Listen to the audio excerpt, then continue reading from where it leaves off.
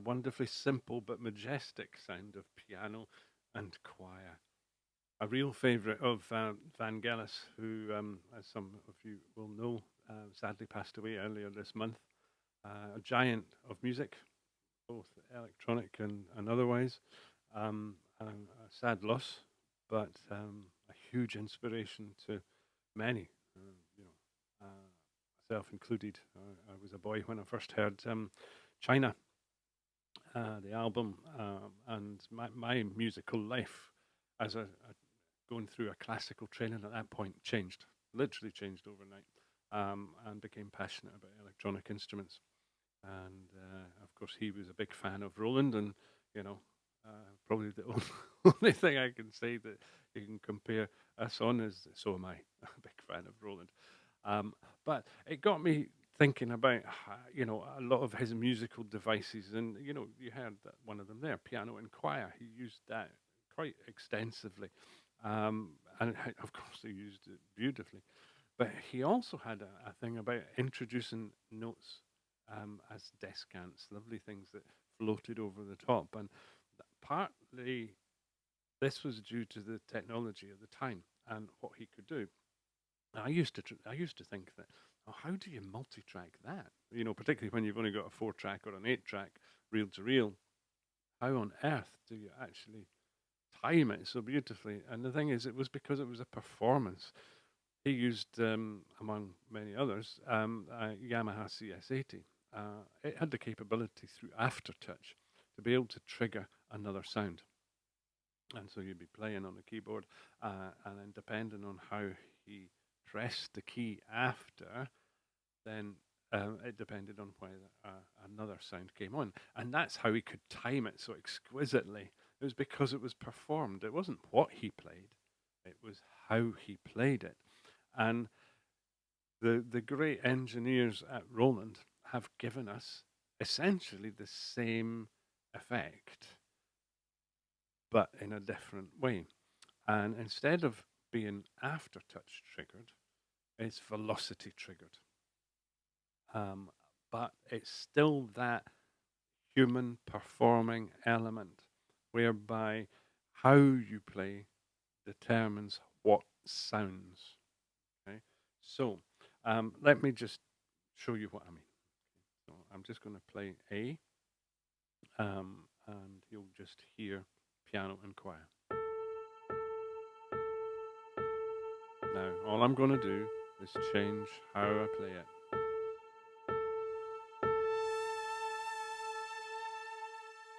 You see, you get that third note coming in.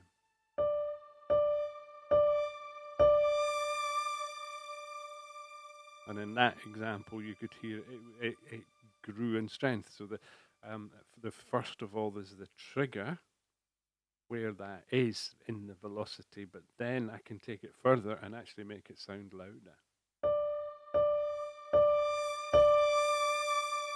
Yeah? So that gives me great options when I'm playing both hands, what I can do. And so let's just see what's happening on the Fantom surface. Now, what I should say is, just before we dig in, this scene that I'm exploring in this video will be made available on Patchland. You'll be able to download it and import it into your Fantom, whether it's a Fantom-0 or Fantom. It completely will work. That's why I've used acoustic pop piano and not a V piano. So it's entirely compatible. Both machines have this capacity. So on the surface here, we have 3 zones that are active. Now, if you look at the level meters, when I'm playing, you'll see there's only 2 coming up.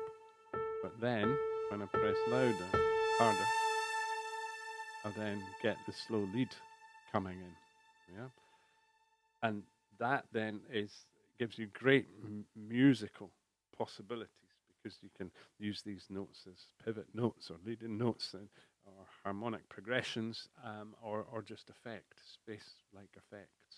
You know, for example.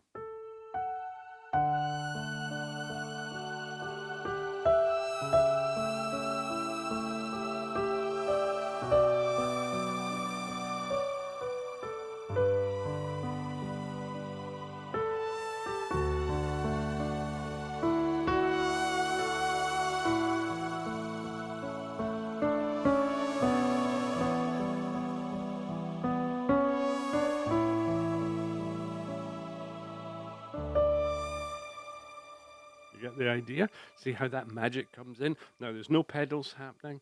It was purely performance. It was purely how I played, and forgive me for the little error that I made there.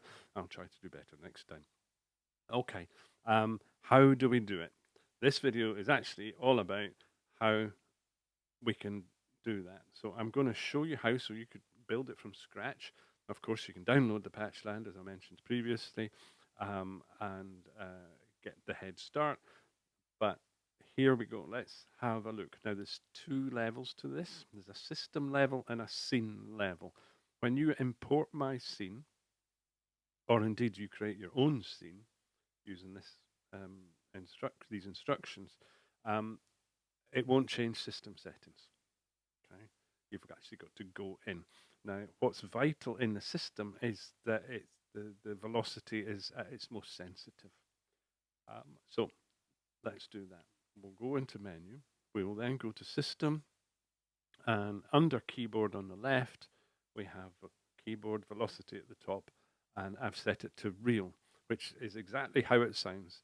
It responds to the real pressure and velocity speed that my fingers are distributing over the keyboard. Okay. Underneath it, there's a velocity curve, which is, for me, is medium. This is a personal thing. It depends how you play, how responsive you want it, how less responsive you want it. So experiment with that. That's it's not one size fit all. Okay. Once you're done and you've hit your happy spot, press right. You're done. Next stage is to actually create the velocity kind of layer. So we press menu, and we're going into zone edit. Now, zone edit is part, it's actually quite complex what happens in zone edit, because it adds a layer of editing above the tone layers of editing. Okay, so you've got a double layer, but zone is it's like a more global approach. Okay, because you're looking at the whole zone, the whole scene. So let's go into zone edit, and there you will see we've got our three actives, because we've gone into, I'm sorry, not pitch. We go to velocity range. We have our three zones, which is reflected by the lights here. We have lower and upper range for velocity, where you can play around with where your sweet spot is. I'm happy with how it comes out the box. But here's the magic. One field, literally one field, once you've set up the system to the velocity to real, is this one, velocity sensitivity for the zone that you're interested in. For me, it's 52 within this context. Now, you will have to experiment, because we all play differently. So find where your sweet spot is, and then all will be good. 52 works for me, and hopefully it will provide at least a good starting point for you to experiment, because it will be a little bit under, a little bit over, so you'll be close. And that's really it.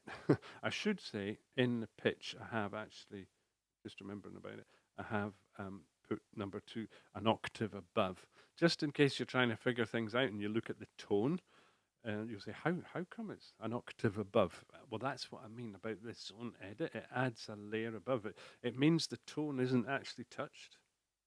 So you could use that tone in 5 different scenes, but using zone edit, you could make that tone sound completely different.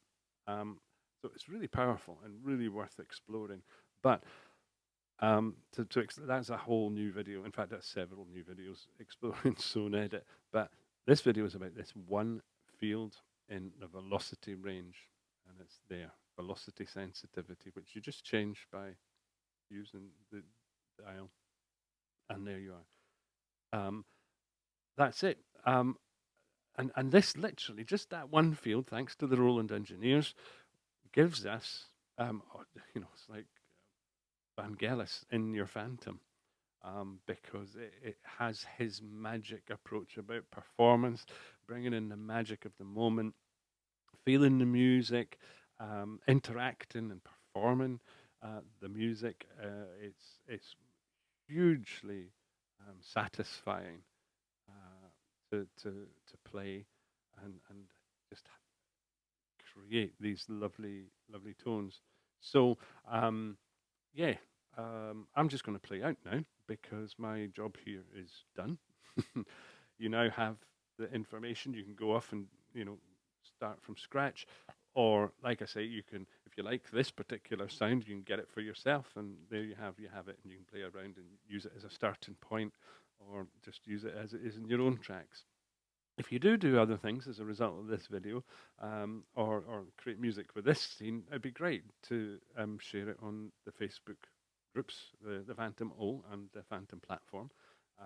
I'll provide links down below, and it'd be great to share and see what you do with it. But I'm going to play out, and thanks for your time. I hope you found it interesting and useful, and look forward to seeing you the next time in the next video. So till then, take care.